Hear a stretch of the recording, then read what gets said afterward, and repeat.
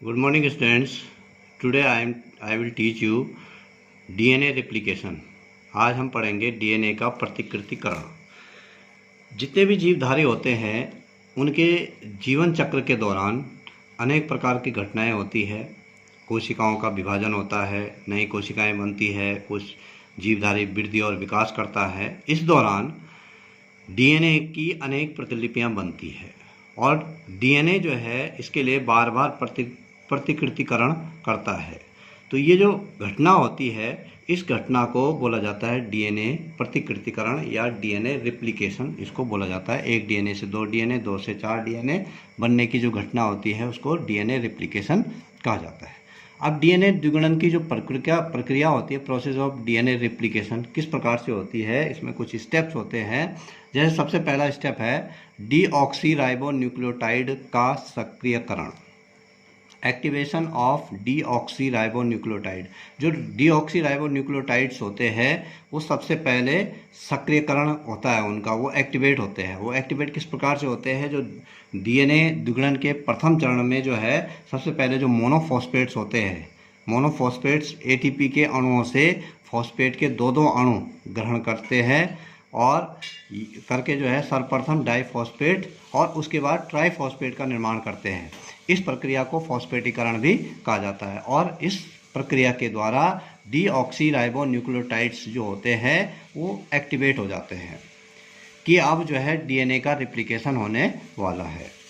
अब DNA जो दूसरी प्रोसेस है इसमें वह है DNA अणुओं के पराकुंडलों का अकुंडलन होना, uncoiling of super coils of the DNA। एक तो होती है DNA की दो कुंडलियाँ होती है, उसमें भी जो है जो घूमी रहती है उसको सुपर कॉइल्स बोला जाता है। जहाँ पे DNA की कुंडली मुड़ी रहती है उसको पराकुंडली बोला जाता है या सुपर कॉइल उसको बोला जाता है। तो सबसे पहले वो जो घूमी हुई जो पराग कुंडली होती है वो अनकॉइल होती है, वो जो है अकुंडलित होती है। DNA जो पराग कुंडल होते हैं उनका अकुंडलन होने की जो घटना होती है वो टोपोआइसोमरेज एक एंजाइम होता है, उसके द्वारा उस प्रक्रिया को किया जाता है। और ये जो एंजाइम होता है ये फॉस्फेट समूह से संलग्न होता है, जो फॉस्फोरिक एसिड होता है उससे जुड़ता है और पराकुंडलों का अकुंडलन करता है। उसके बाद तीसरी जो स्टेप होती है इसमें DNA द्विकुंडली का अकुंडलन होना। जो DNA की डबल हेलिक्स होती है वो अब अलग होनी शुरू होती है। तो इसमें जो है इसको बोला जाता है, इसको द्रवण भी कहते हैं, unwinding and melting of the double helix इसको बोला जाता है। DNA की पुनरावृत्ति की कुछ विशेष बिंदुओं से प्रारंभ होता है और वो बिंदु कहलाते हैं समारंभ बिंदु उनको बोला जाता है, या उद्भव स्टार्ट पॉइंट जो है उनको इनिशिएशन पॉइंट भी उनको बोला जाता है। और ये जो बिंदु होता है उस बिंदु पर जो क्षार युग्म होते हैं उनकी संख्या 100 से लेकर 200 तक क्षार युग्म होते हैं उसमें।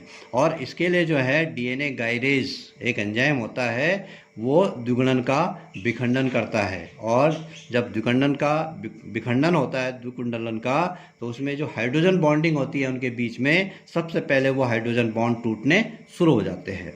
उसके बाद अगला पॉइंट आता है इसमें RNA प्राइमर का निर्माण, फॉर्मेशन ऑफ RNA प्राइमर।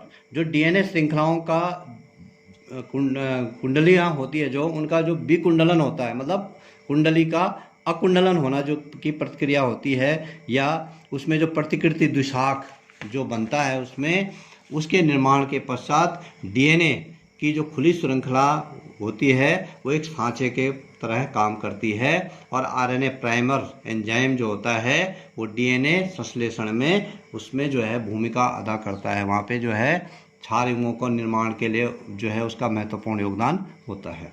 अब क्षार युग्मों का निर्माण अगला पॉइंट इसमें है DNA पॉलीमरेज जो एंजाइम होता है जिसका काम होता है हाइड्रोजन बॉन्ड जो है पहले टूटते हैं और उसके बाद जो ये DNA पॉलीमरेज एंजाइम होता है उसकी सहायता से हाइड्रोजन बॉन्ड द्वारा जो होते हैं वो क्षार युग्म बनने शुरू हो जाते हैं, क्षार युग्म दोबारा से बनने शुरू हो जाते हैं और ग्वानिन के साथ साइटोसिन, एडेनिन के साथ थायमिन जो है वो जुड़ने शुरू हो जाते हैं।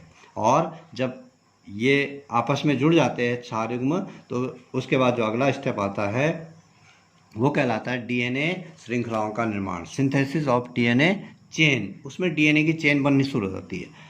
डीएनए पॉलीमरेज और लाइगेज जो एंजाइम होता है उसके द्वारा पुनः डीएनए की श्रृंखलाओं का निर्माण होना शुरू हो जाता है। यहाँ पे जो है ये डीएनए की कुंडली है, ये double helical structure of DNA है।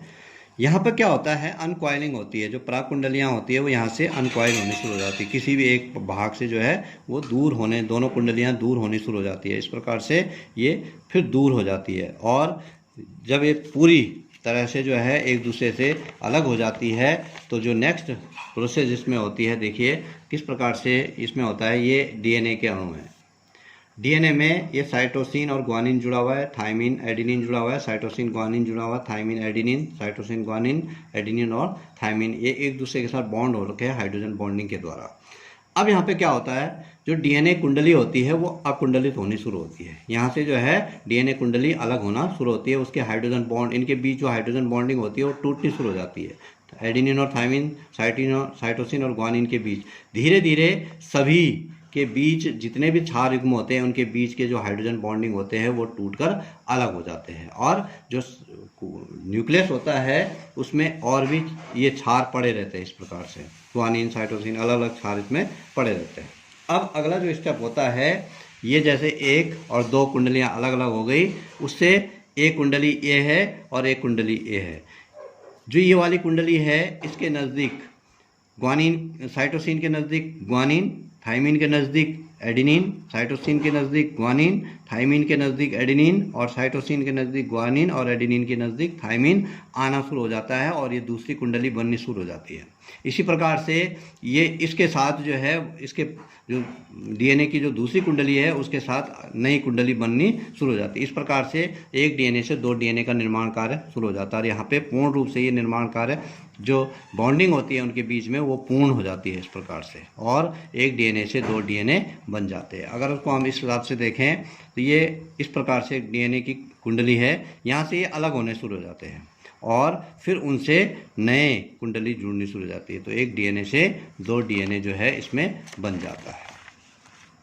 अब अगला पॉइंट इसमें आता है प्रूफ रीडिंग। इसी में जब डीएनए जो रिप्लिकेशन होता है उसमें प्रूफ रीडिंग का कार्य होता है, डीएनए की मरम्मत का कार्य होता है। प्रूफ रीडिंग, जब हम कोई चीज़ लिखते हैं, कोई भी किताब जब हम लिखते हैं या कोई टॉपिक लिखते हैं तो उसकी हम प्रूफ रीडिंग करते हैं। प्रूफ रीडिंग बोला जाता है कि उसमें गलतियां ढूंढी जाती है कि कोई चीज़ हमने गलत तो नहीं लिख दिया, कोई मात्रा गलत तो नहीं लगाती। इसी प्रकार से यहाँ पर भी डीएनए प्रूफ रीडिंग होती है और डीएनए की मरम्मत होती है। जब द्विगुणन की प्रक्रिया होती है डीएनए के अंदर तो कभी कभी श्रृंखलाओं में जो क्षार युग्म होते हैं उनका क्रमांक बदल जाता है, उनकी जो सीरियल है वो इधर उधर हो जाता है और गलत क्षार श्रृंखला जो है जुड़ जाती है। तो उसको सही करने के लिए, उस त्रुटि का पता लगाने के लिए डीएनए पॉलीमरेज एंजाइम जो होता है इस गलती को ढूंढता है और गलत क्षार युग्म को जो है उससे अलग कर देता है और फिर उसकी जगह में जो सही क्षार युग्म है उसको जोड़ देता है। और जो डीएनए खंडों की मरम्मत, उसके बाद इसको जो है जहाँ पे टूट फूट होती है वहाँ पे डीएनए खंडों की मरम्मत का कार्य जो होता है वो लाइगेज एंजाइम के द्वारा किया जाता है। तो ये डीएनए का रिप्लिकेशन यहीं पे समाप्त होता है। Thank you.